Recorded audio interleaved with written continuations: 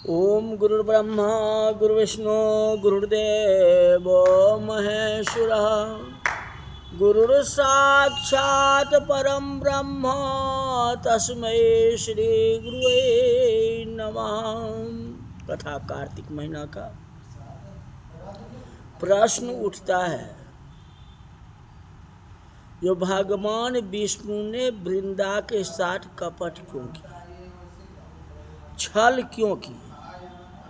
यहाँ जो है कपट शब्द लिखा है, छल लिखा हुआ, सतीत्व की रक्षा नहीं की। जहाँ तक कि सतीत्व का बहिष्कार की।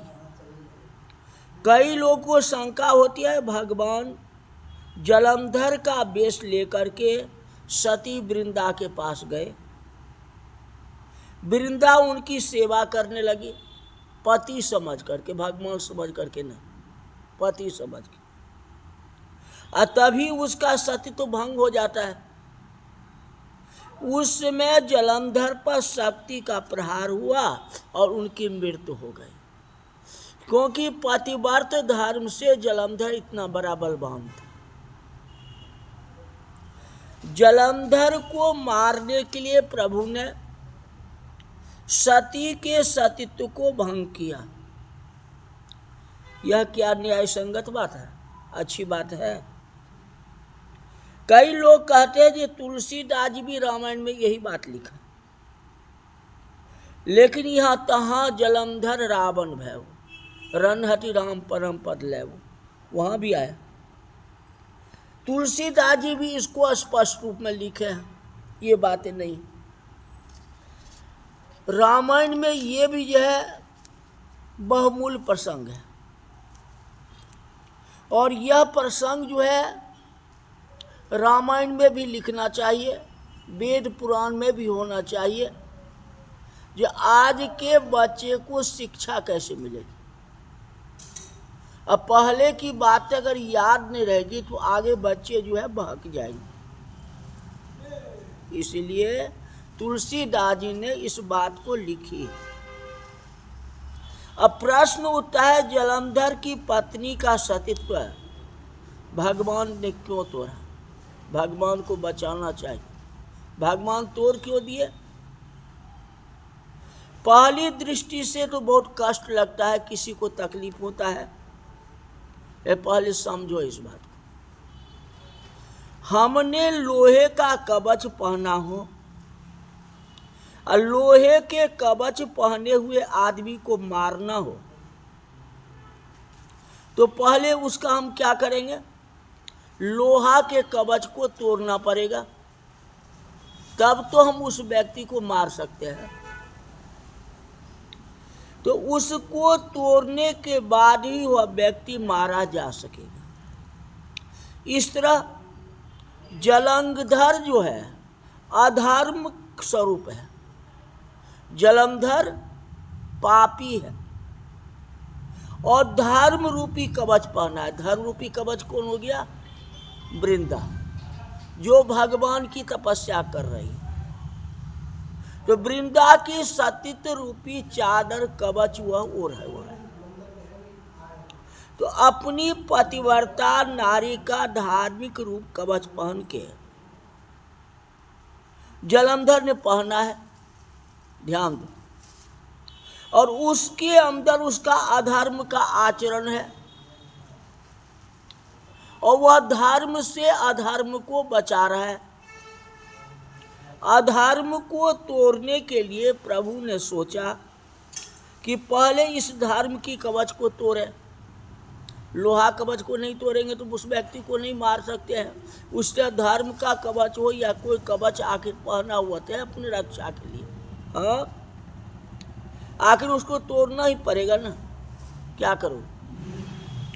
तो धर्म के पर्दे के नीचे अधर्म का आचरण आता हो तो उस धर्म के पर्दे को चीर डालना चाहिए। यही हमारे भारतीय संस्कृति का धर्म गिना जाएगा। तो फिर भगवान गलत कैसे दिए। अगर आपके घर में दरवाजा में ताला लगा हुआ तो ताला या तो चाबी से खोलोगे या ताला को तोड़ोगे, तब तो घर में जाओगे। आखिर भगवान को जाना है ना, जलंधर को मुक्ति देना ही है ना, तो कैसे देंगे? तो भगवान यहाँ क्या गलत किया?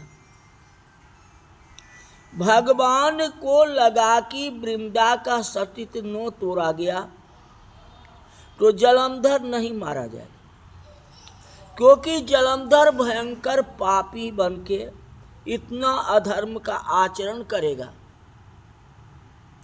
कि संसार के किसी भी स्त्री का सतीत्व सलामत नहीं रहेगा। जहां तक कि पार्वती माता को अपमान किए, राहु नाम के दूत को भेजा। नारद जी तो लड़ाने वाले हैं, नारद जी तो ये बात नहीं है। आप देखो बाजार में विष भी है और अमृत भी, दोनों है। कहते नहीं एक झोली में फूल खिले हैं, एक झोली में कांटे रे, कोई कारण होगा।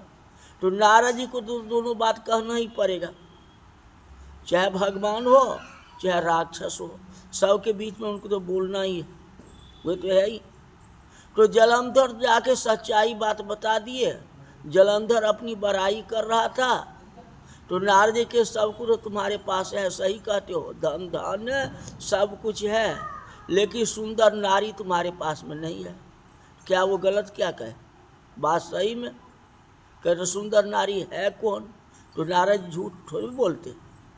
नारद जी कहा, जो पार्वती से बढ़ के सुंदर कोई है ही नहीं संसार में, जो कैलाश में। तो नारद जी कोई गलत तो नहीं बताए। अब आपको विष पीना है कि अमृत पीना है, वो तो आपको फैसला करना है। ये तो अब जलंधर को फैसला करना है।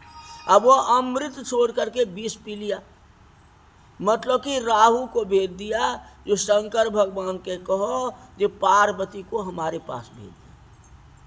क्योंकि आप योगी हो, आप पूजा पाठ करते हो, तपस्या करते हो, आपको सुंदर स्त्री का क्या जरूरत है?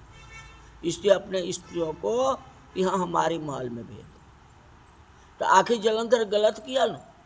गलत कदम किसने उठाया? जलंधर ने उठाया। तो आज जो है पार्वती माता के साथ की, वह जलंधर तो पापी है, वो फिर किसी पर कुदृष्टि डाल सकता था। पार्वती ही नहीं, संसार में किसी पर कुदृष्टि डालता। तो देवता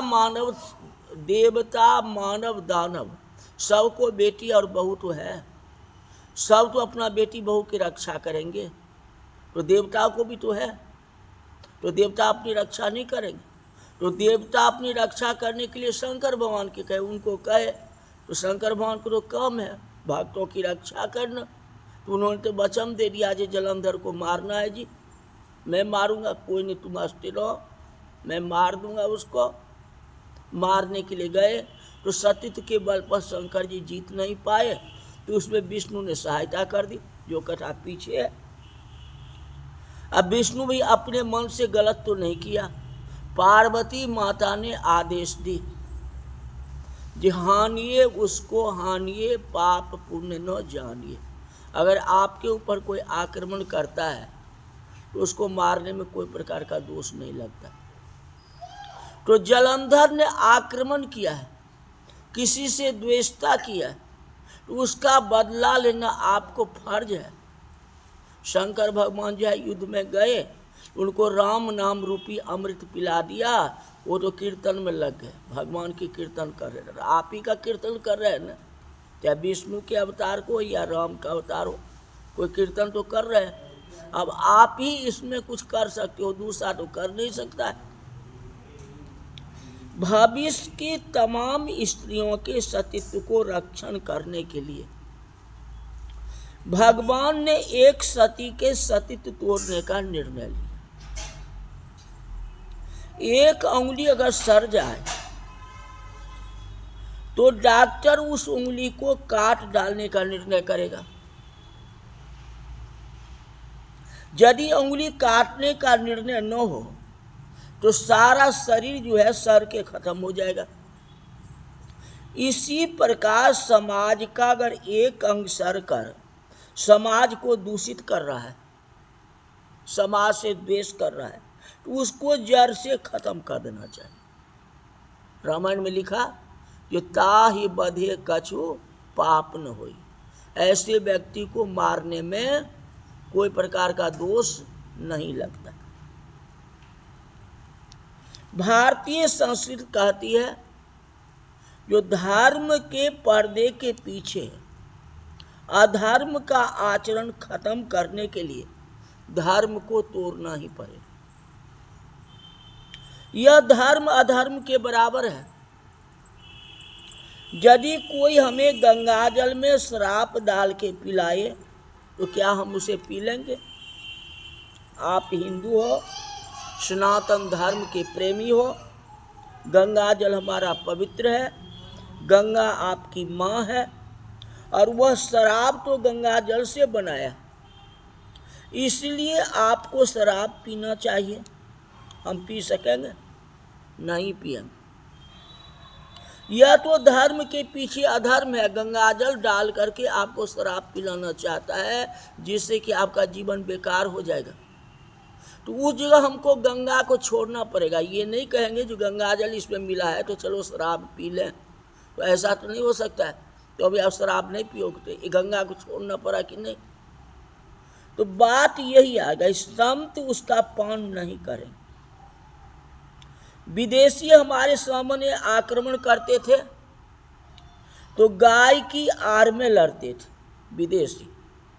जो हिंदू गाय को मानता है, गाय को हत्या नहीं कर सकता है, और गाय के पीछे अगर रहेंगे ना तो हिंदू हमारे ऊपर जो है आक्रमण नहीं करेगा। राजपूत गाय पर वार नहीं करेंगे।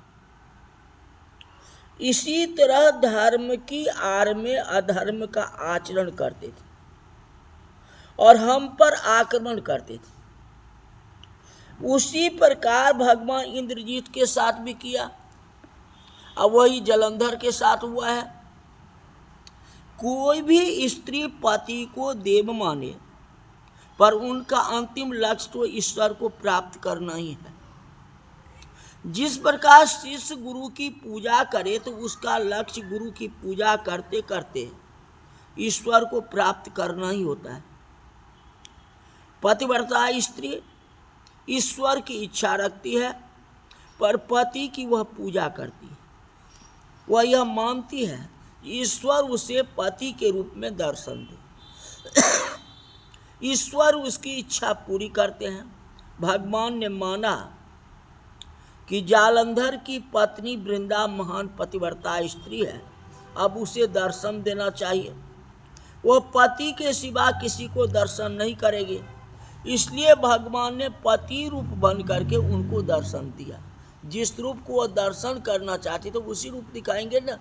वह अपने पति के अलावा किसी को नज़र से देखती ही नहीं थी, इसलिए भगवान को पति बनना पड़ा और जलंधर को दर्शन दिए। एक पतिव्रता नारी का समर्पण कराया। इसमें कपट जैसा कोई प्रश्न नहीं है। यह तो साधना का मार्ग है और जिस रूप से प्रभु को पुकारेंगे भगवान तो उसी रूप में आएंगे ना। तो जय हो। तो वृंदा ने पति के रूप में भगवान को पुकारा था, तो पति के रूप में आकर के भगवान उसको दर्शन दिए। इसमें कोई प्रकार के क्या है? तो भगवान का सही है, तो भगवान को आप छलिया क्यों कहते हो? भगवान सही की है, सबकी भलाई के लिए की है। तो आज की कथा यही तक रही। बोल वृंदावन बिहारी लाल की जय।